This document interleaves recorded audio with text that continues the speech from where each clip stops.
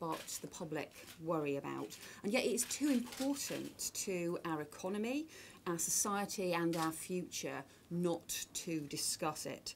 Some say that for Labour to discuss immigration is to move to the right. Not so. We know that the free market liberal right-wing approach has often been to promote wide open borders in the interests of cheap labour, free markets and trade, and flexible cheap labour too. Meanwhile, the conservative right-wing approach has been to close the borders completely with all outsiders kept out. Neither of those right-wing extremes will ever work for Britain or ever be accepted by Labour. We know that we need a sensible, balanced approach. And it's because immigration is so important that it needs to be properly controlled. It's because immigration needs public support that the impact must be properly managed so that it is fair for all. And yes, we need a serious debate about how to get that right. Britain has benefited over many centuries from the amazing contributions of immigrants welcomed to our shores. New ideas, new talents, hard work from abroad have helped build our biggest companies, sustain our NHS, keep our public transport moving, win us Nobel Prizes, and also expand our science base. And Britain has always been a safe haven, for people fleeing violence and persecution, and it must remain so. Last summer, the entire nation gathered behind Team GB, and a third of the team had parents or grandparents who'd come from abroad to make Britain their home. And we've celebrated the strong, diverse and outward-looking culture that we showed off to the world last summer. And for the future, immigration is likely to become even more important. Our top companies, our universities, even our football teams and even the Bank of England are competing in a global marketplace and dependent on recruiting the best international talent. And people are trading and travelling more than ever before. When my grandfather moved from Yorkshire to Lancashire in the 40s, some would have seen it as a radical thing to do. Yet when his youngest grandson got married recently in America, relatives gathered from 3 different continents in order to celebrate. And millions of jobs, millions of British jobs depend on imports and exports. Immigration has helped boost jobs and growth, and we know that our children, as they grow up, need to know about the world beyond our borders. So we know that Britain cannot and must not pull up the drawbridge on the outside world. But we also know that immigration needs to work for all, and right now many people in Britain think that it doesn't. Mass migration can cause stresses and strains, making it harder for people to put down roots or build communities, and when resources are tight, creating economic and political tensions too. Closing the door doesn't work, but nor does having no controls at all. The pace and scale of immigration matter, controls matter, so too does the kind of migration and the rules to keep things fair. And the impact of migration matters. Immigration has to be managed so that it works in the interests of Britain and in the interests of working people. Under Ed Miliband's leadership, we've been holding events across the country, listening and talking about immigration in Britain, north and south, city and town, first and second generation migrants, as well as families who've been in Britain for generations. And along with Shadow Immigration Minister Chris Bryant, who is here today, I've heard from people who are worried about whether their children will find jobs and whether they will be able to compete with new arrivals from abroad. We've heard from people who've seen rapid changes in their communities, worried that they don't know their neighbours anymore. And we've also heard from people who are worried about jobs being lost at the local university because fewer international students have come. So we've heard from people with many concerns about the way the immigration system works, and we need to talk about those problems. As Ed Miliband said, we know that Labour got some things wrong on immigration. We did tackle many of the serious problems in the asylum system that we inherited after 1997. And we also brought in stronger border checks. But we should have been quicker to introduce the Australian-style points-based system, and we should have kept the transitional controls in place for Eastern Europe. We should also have looked more at the impact and been ready to talk about the problems. So we know that that needs to change. And we will support the government where it brings in sensible policies, and we will point out where they are getting things wrong. But we won't enter into an arms race of rhetoric about immigration, and we hope that the Prime Minister won't either, because it isn't good for Britain and it isn't honest either. Instead, we need a serious debate about the benefits and challenges from immigration and about the practical measures that we need to solve some of the challenges that we face.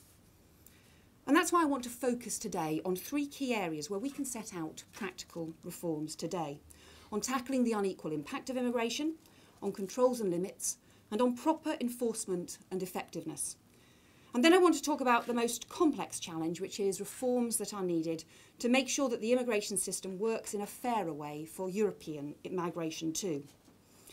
But let me say first something more about the importance of managing immigration for our communities, building on the speech that Ed Miliband made on this before Christmas. Because making immigration work for everyone means making sure we can come together as a country, whatever our backgrounds, whatever our family, history, race or religion, just as we did through the Olympics. It means making sure that people can come together in local communities, building common bonds, sharing British values, not living segregated lives. And as Ed made clear, that doesn't mean assimilation. We are very proud of Britain's diversity and it is a great strength. But it does mean greater integration. Locally, that means fostering and building a shared community where people don't just tolerate each other but build friendships, families and businesses. And the modern history of Britain is the triumph of those friendships across cultures and ethnicities over racism and prejudice. There are still challenges, of course, but it is that sense of friendship and community that we believe we must continue to build. But none of that is possible if we don't speak a common language. That's why we support stronger language requirements on people coming to this country, stronger requirements to learn and speak English if people are here. Better to teach people English than to focus only on translation and interpreters. And we believe that there should be stronger English language requirements on people who want to work in public services too. And it's why we also believe in developing an integration strategy that's rooted in a sense of shared citizenship and also in communities, housing and the workplace. It's also why we expect people who are welcomed into Britain to work hard, to obey the law, to contribute to our economy and society. And that's what most people coming to this country do and what most people coming to this country want to do. It is right to have clear rules and responsibilities to make sure that this happens, as I will set out later on. And it's because we believe in developing a one nation approach to immigration around those shared values that we do need, therefore, to look at the impact of immigration, the pace of change, and how we ensure that the rules are followed. So we need action to tackle the unequal impact of immigration on Britain. Overall migration has created jobs, increased growth in our economy, and filled vacancies where skills were short. But some of those in low-paid work have seen downward pressure on wages. We've heard cases of some employers getting round Nick and IPPR for welcoming us today, especially given the huge amount of work and detailed analysis, factual research and policy analysis that we know that the IPPR is doing on this issue as well. For too long, I think immigration has been one of those difficult subjects that politicians don't talk about, but the public worry about. And yet it is too important to our economy, our society and our future not to discuss it. Some say that for Labour to discuss immigration is to move to the right. Not so for a fairer deal. There hasn't been a single prosecution for failing to pay the minimum wage in the last 2 years, even though we know it is happening. Even when employers are caught abusing the system, the penalties are too often pathetic. Last month, 15 UK dairy farms were found guilty of using illegal labourers hired through gangmasters, and the workers were housed in disgraceful accommodation that had previously been used for animals and paid £400 to £500 less than the minimum wage each month. For that abuse, the employers were fined only £300 each, less than they saved in a month on every illegal worker that they exploited. And many of the companies that are actively recruiting from abroad on a large scale are also failing to provide training or apprenticeships here at home. So we do need to act. Ed Miliband's already called for action against agencies that only use foreign workers and stronger enforcement of the minimum wage. And we should go further.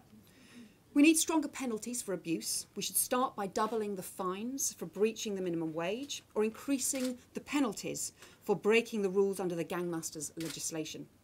Enforcement must be stronger too. Local councils should be given the power to take enforcement action over the minimum wage, and we should look at extending the gangmasters licensing authority to other sectors where abuse is taking place. We need to stop rogue landlords exploiting migrant workers with overcrowded, overpriced accommodation that's bad for local communities and leads to undercutting of local workers too. And the government should sign up now to our proposal for a register for private sector landlords. We should also change the minimum wage regulations, and we could do this now to stop employers providing overcrowded accommodation and offsetting it against workers' pay. And of course, we should also be targeting those sectors with high levels of foreign recruitment for training and apprenticeships so that local workers, particularly the young unemployed, can get jobs. Before the last election, we did have in place relatively new programmes like Care First to help young people get training and jobs in the care sector, and also similar work in other sectors with high levels of vacancies. But those programmes have been cut, abolished, and nothing put in its place other than the work programme, which we know isn't working. We need serious targeted action with job centres, colleges, training bodies and employers to train up young people to get those jobs, and a responsibility on the unemployed to take them up. But it isn't enough to address the impact. The pace of immigration for communities in the labour market matters too. And the kinds of immigration matter, and controls and limits are important. Labour has recognised that we should have had transitional controls in place for Eastern Europe, and we were slow to bring in the Australian-style points-based system. As a result, immigration, and particularly low-skilled immigration, was too high, and it's right to bring it down. And where the government is introducing sensible controls, we support them. But their approach is too simplistic, and they risk focusing on the wrong things.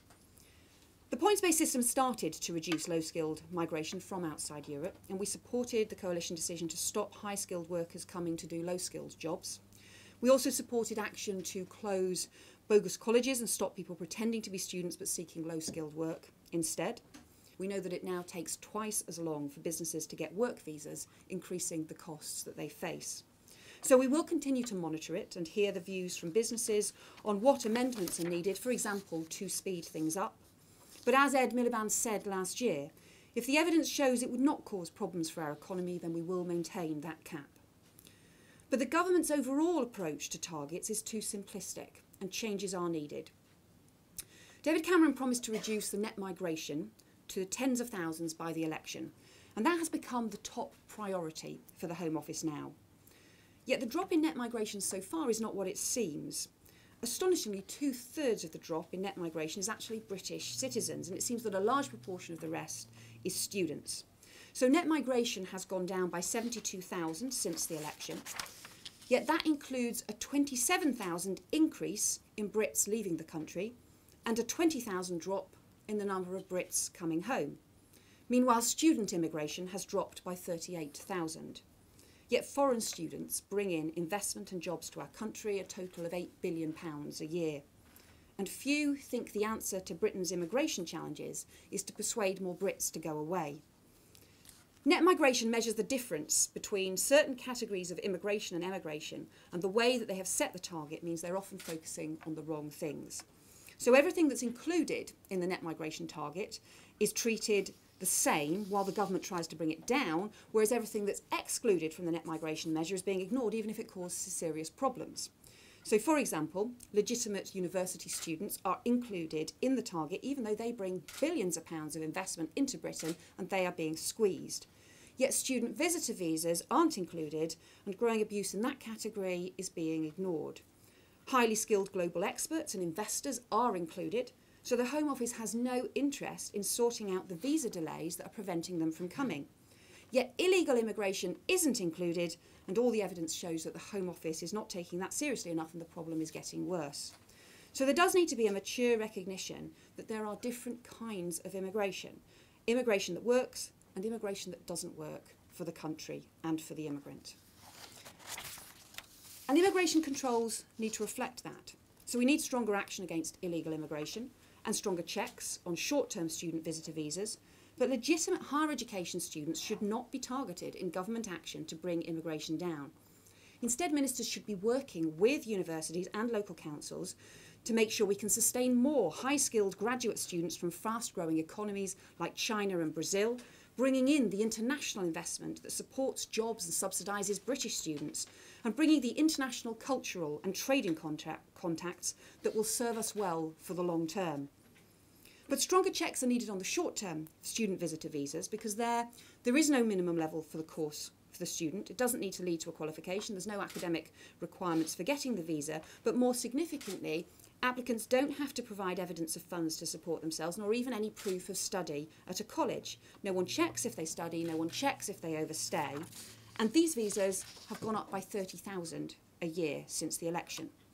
And the Borders Inspector has already warned that this route is open to abuse for those who are coming not to study, but to do low-skilled work instead. But because student visitors aren't included in the net migration target, the Home Office doesn't appear to care. We also need much stronger action to cut illegal immigration as a priority, because the system isn't working at the moment and has got worse since the election. The number of people refused entry has dropped by 50%. The number of people absconding through Heathrow passport control has trebled. The number of caught has halved. The backlog in finding failed asylum seekers has gone up, and the number of illegal immigrants deported has gone down. The number of foreign prisoners removed has gone down. The number of businesses fined for employing illegal workers has gone down. There's been 150,000 reports of potential false students not followed up by UKBA. Fingerprint checks on illegal migrants caught at Calais have been stopped. Basic security checks on missing asylum seekers dropped. We had, of course, the cuts to security in the Borders Gate debacle, and we still don't know how many illegal migrants entered at that period. And the UKBA still has little idea of who is still in the country and who has left. And the e-borders technology to count people in and out at the borders has been delayed. And this is a growing catalogue of failure. And yet what we know is that illegal immigration is deeply damaging. It's not fair on the people who are brought here illegally, often promised a life in which in reality does not exist. You have people who are sold a dream only to exist in destitution. Illegal immigration has seen increasing numbers of gangs trafficking young girls into sexual slavery. And for legitimate migrants who have followed all the rules, illegal immigration is, of course, unfair. And for the citizens of our country, illegal immigration is often what angers them most, the idea that people are abusing the system. UKBA officers should also have proper training in identifying and responding to women and children victims of child trafficking and human trafficking who need help.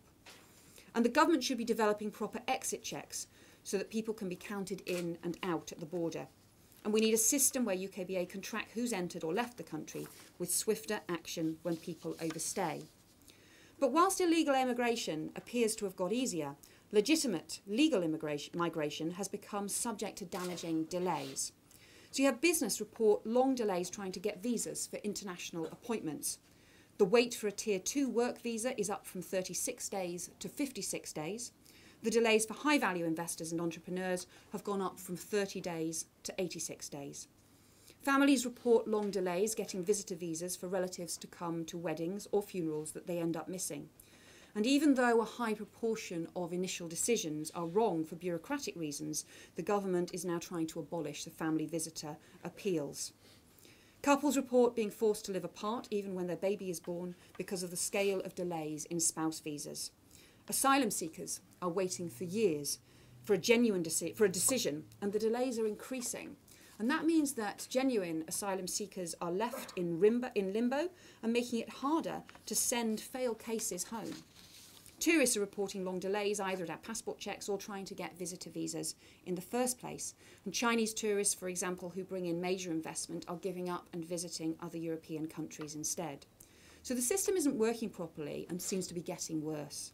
And the Home Office doesn't seem to see this as a priority.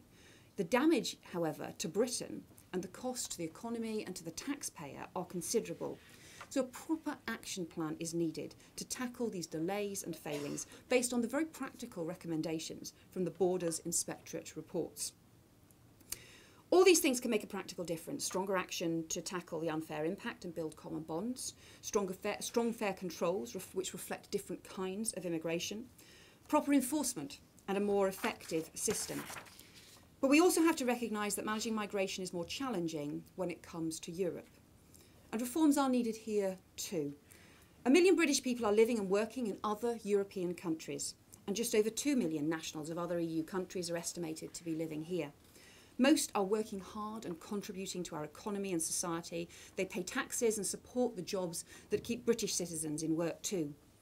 But European migration is also the issue that creates greatest public concern right now because there are fewer controls and also because so much has changed so quickly. The pace of migration from the A8 countries was much faster than we expected. And people are worrying about the impact of Bulgarian and Romanian migration now from next January. I think there are 5 important lessons that we should learn from the A8 migration, including changes that we should make before next year. For a start, it is right to have full transitional controls. It makes a difference if all countries are doing the same thing. And since other countries lifted their transitional controls on the A8 countries, the level of migration into Britain has fallen by 35%. And we would expect that to have an impact on Romanian and Bulgarian migration too. And Labour will ensure that maximum transitional controls for any future countries will be in place for any future countries joining the EU. Second, we need the tighter enforcement of labour market rules to avoid exploitation and prevent undercutting. And that includes all of the changes that we are arguing for to toughen up enforcement of the minimum wage, crack down on rogue landlords and abuse by recruitment agencies. All of those things could be done now. Third, the government should be targeting those sectors who are already recruiting low-skilled workers from abroad and insisting they do more to train local staff, especially young people. So they should set up targeted training programmes with these sectors this year to help the young unemployed into jobs. Fourth, ministers should take sensible action around the benefit system and services. Most people who come to Britain from Europe work hard and contribute more in taxes than they use in public services or claim in benefits. But the system needs to be fair and be seen to be fair. Giving people the right to work in other countries can't be about people and isn't about people travelling and getting support from other countries if they don't plan to contribute. So the government is right to look at this area.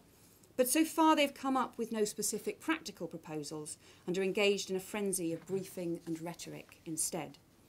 One practical change within existing European rules would be to add a presence test to the habitual residence test, which already exists, to clarify for everyone that job seekers' allowance cannot be claimed within a few days or weeks, and that people will be expected to be in the country for some time or to contribute before they get something back.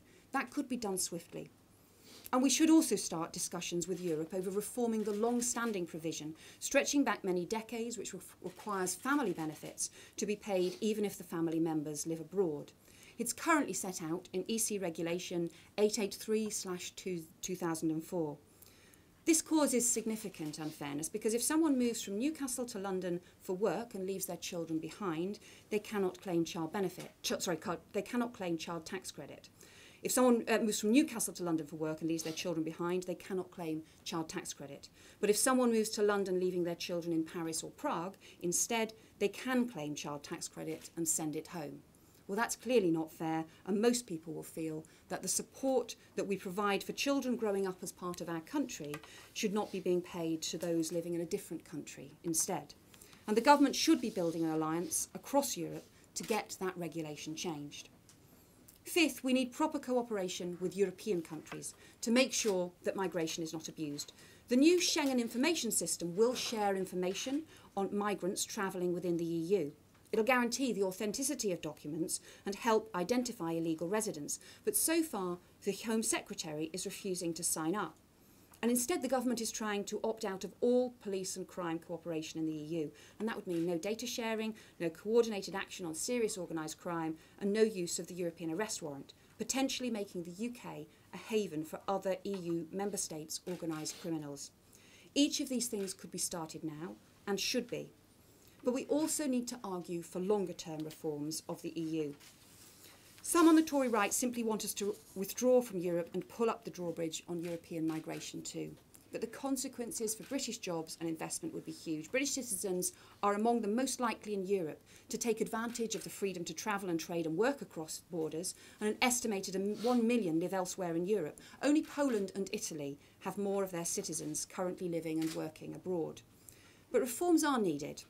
Douglas Alexander has already proposed that we should look again at a different approach to migration and transitional controls for future countries joining the EU. We should also look again at the framework to make sure workers are not disadvantaged or exploited as a result of migration. We should be looking again at strengthening the way things like the Agency Workers Directive and the Posted Workers Directives work. But opting out of the social chapter, as the Tories want to do, would actually make things worse. We should be arguing for reform to make sure countries' individual tax and benefit systems are not unfairly used. Requiring countries to treat new migrants exactly the same as long-standing residents creates a risk that member states will simply cut family support or housing or services for all citizens in order to avoid attracting too many migrant workers. Well, that can't be good for anyone. So Europe should look again at the benefit rules and residence requirements that are in place. Pulling out of Europe altogether, as the Tory right want, would be bad for jobs and growth. But pulling out of European cooperation on the social chapter, on crime and policing and data on immigration and policing, as David Cameron wants, would make European migration problems worse.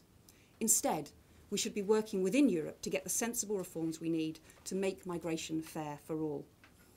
So Britain needs properly managed migration.